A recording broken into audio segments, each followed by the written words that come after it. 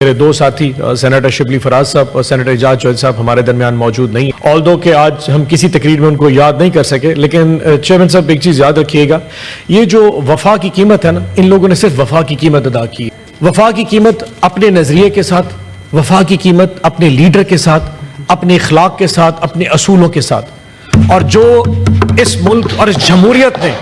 قائد اعظم کی تصویر کے نیچے ایک پیغام دیا ہے کہ جو کوئی اپنے اصولوں سے وفا کرے گا اس کے ساتھ وہی ہوگا جو اعجاز چودھری اور شبلی فراز کے ساتھ ہوا۔ 10 سال کی سزا صرف وفا کے چکر میں دے دی، اور ان لوگوں نے اپنا سر کٹوا دیا، اپنی سیاست جھونک دی، لیکن اپنی انا اور اپنے اصول کے خلاف کبھی کھڑے نہیں ہوئے۔ تو آج پاکستان تحریک انصاف اپنی طرف سے میں اس پوری مذمت بھی کرتا ہوں اور ان کو خراج تحسین پیش کرتا ہوں کہ ہم کبھی بھی تم دونوں کو نہیں بھولیں گے، آپ ہمیشہ ہمارے دلوں میں ایسے رہیں گے جیسے آپ یہاں بیٹھا کرتے تھے۔ یقین کریں بڑی تکلیف کا دن ہے، اور جو کچھ اس قوم نے، اس ملک نے، اس ٹی وی پہ جو کچھ دیکھا ہے، ہم نے تو پہلی دفعہ دیکھا، مطلب دریا میں، ندیوں میں پتھر بہتے ہم نے چائنا میں دیکھے تھے ڈیزاسٹر اس طرح کے، میکسیکو میں دیکھے تھے، شاید انڈیا کے کسی ریاستوں میں دیکھا ہو، پہلی دفعہ پاکستان میں ایسا دیکھا، ایک عجیب سا لگ رہا تھا یہ کیا ہو رہا۔ یقیناً اس پہ بہت سارے محرکات ہیں، لیکن چیئرمین صاحب کچھ چیزیں جو ہے نا وہ دیکھنے والی ہیں۔ ہمارا یہاں پہ جو این ڈی ایم اے کا رول ہے وہ کسی نے آج تک آئیڈینٹیفائی نہیں کیا۔ ہماری حکومت میں بھی این ڈی ایم اے کا بڑا رول ہوتا تھا، لیکن آج تک ان سے کوئی سوال نہیں پوچھ چکا ان کے فنڈز کتنے ہیں،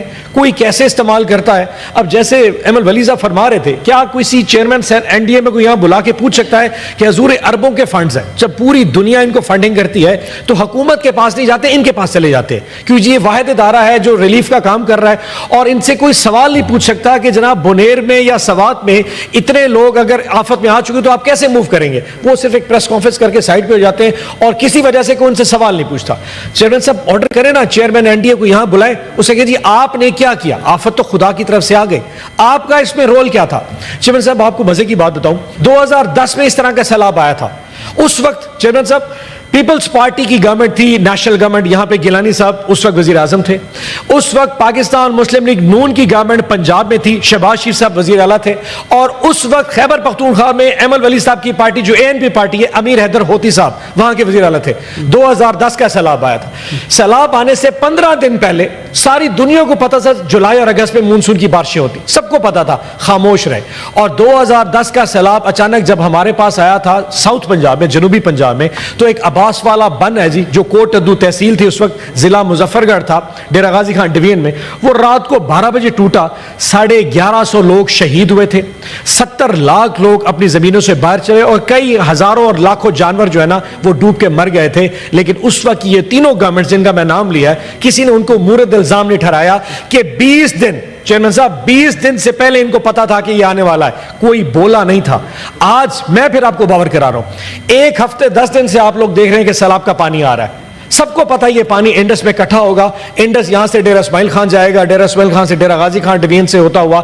سکھر کے راستے سندھ میں داخل ہو جائے گا۔ میں آج آپ کو باور کرا دیتا ہوں کہ 1 سپتمبر کے قریب یہ جو پانی ہے یہ ہمارے جنوبی پنجاب میں آئے گا، ڈیرہ غازی خان ڈویژن، ڈیرہ غازی خان ڈسٹرکٹ، لیا ڈسٹرکٹ، کوٹ ادو، مظفر گڑھ، راجن پور، رحیم یار خان، یہ ہمارے 6 اضلاع میں سیلاب آنا ہے۔ لیکن کیوں پریشانی کسی کو نہیں ہے، کیونکہ وزیر اعظم صاحب چائنا جا رہے ہیں 1 ہفتے 10 دن کے لیے، وزیر اعلیٰ صاحبہ جاپان چلے گئے، پتہ نہیں ان کو جاپان چائنا سے کیا محبت ہو گئی اچانک، اور ان کو اس وقت یہ پتہ نہیں ہے۔ اور یہی سیلاب جو آپ ٹی وی میں دیکھ رہے ہیں میرے جنوبی پنجاب بھی داخل ہو جائے گا۔ اب یہ کہتے ہیں نا خدا کی طرف سے، اس وقت سب کو پتا ہے کہ یہ سیلاب آگے سندھ میں جب اکٹھا ہوگا یہ بند توڑے گا، یہ لوگوں کو نقصان پہنچائے گا، لیکن کیونکہ پریفرنس اور ہے، میں نے جاپان 1 ہفتے جانا ہے، میں نے چائنا 1 ہفتے جانا ہے، اور کچھ نہیں ملنے والا تمہیں، نہ جاپان سے ملے گا نہ چائنا سے ملے گا، جو ملنا ہے اس عوام سے ملنا ہے۔ لیکن پرواہ نہیں نا، کبھی ووٹ تو لیا نہیں ہے، یہ بغیر ووٹ کے جو وزارتیں ملتی ہیں، یہ بغیر ووٹ کے جو حکومتیں ملتی ہیں، اس میں یہی کچھ ہوتا ہے۔ محبت عوام سے نہیں ہوتی، محبت ان آقاؤں سے ہوتی ہے جنہوں نے آپ کو حکومتیں دی ہیں، یہ وہ لوگ ہیں۔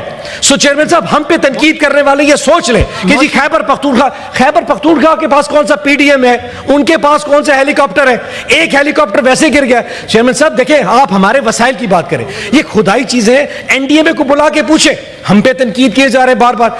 مجھے یاد ہے عمران خان صاحب میں 2021 میں بھی سیلاب آیا تھا، چھوٹا سیلاب تھا، یقین جانیے ایک دن ڈیرہ غازی خان جاتے تھے، اگلے دن رحیم یار خان جا رہے تھے، پھر ہم توسا آ رہے تھے، پھر ہم راجن پور جا رہے تھے، میں ہیلی کاپٹر میں ساتھ ہوتا تھا ان کے، اور واپسی بھی جاتے کیا کہ جاتے تھے بزدار، اور مجھے کیونکہ میں ساؤتھ پنجاب کا صدر تھا، ان لوگوں کو چھوڑنا نہیں ہے، ہم پوری تنظیم اور پوری ایڈمنسٹریشن کے ساتھ وہاں دن رات کرتے تھے کہ یہ ایسا نقصان نہ ہو جو گورنمنٹ کے لیے کوئی نقصان نہ ہو، کیونکہ ہم فیل کرتے تھے ہم عوام کی ووٹ سے آئے تھے۔ چیئرمین صاحب انہیں بھی کہیں تھوڑا سا درد لیں، اور میں پھر آپ کو کہہ رہا ہوں 1 ستمبر یاد رکھیے گا، 1 ستمبر کو جنوبی پنجاب کے 6 اضلاع میں سیلاب آئے گا، بند ٹوٹیں گے، لوگ ڈوبیں گے، لوگ وہاں سے ڈسپلیس ہوں گے، لوگوں کے مویشی ڈوب کے مریں گے، لیکن ان کو آج نہ پرواہ ہے نہ اس وقت پرواہ ہوگی، لیکن میں ایڈوانس سے بتاتا جا رہا ہوں ایسا ہونے والا ہے۔ چیئرمین صاحب آخری چیز،